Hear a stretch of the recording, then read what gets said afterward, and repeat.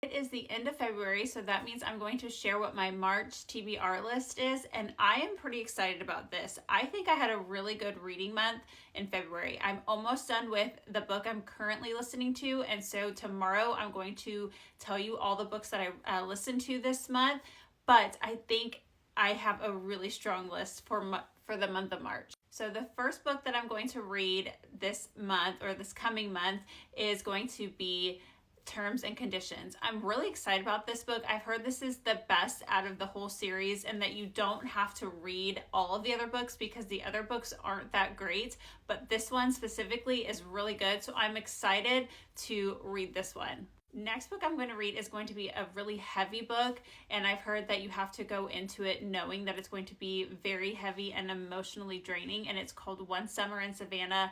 And I'm kind of nervous to read this, to be honest, because I've heard it's very heavy, but I've heard it's amazing.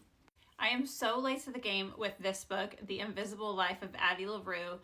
I know that everybody that's on Book Talk has read this book, but I have not, and I just got it available to me on the Libby app, so I am definitely going to be listening to it this month.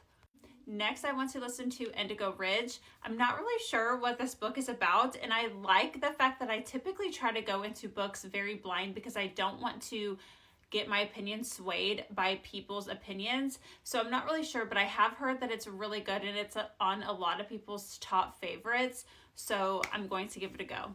Next book I want to listen to is What He Doesn't Know. This is the first book in a whole series, so it is available on the Libby app, and it is available now, so I have that. I'm going to go ahead and read that this month. I'm excited. I love to dive into series so that way I can be engulfed into multiple books, so I'm excited to read this one.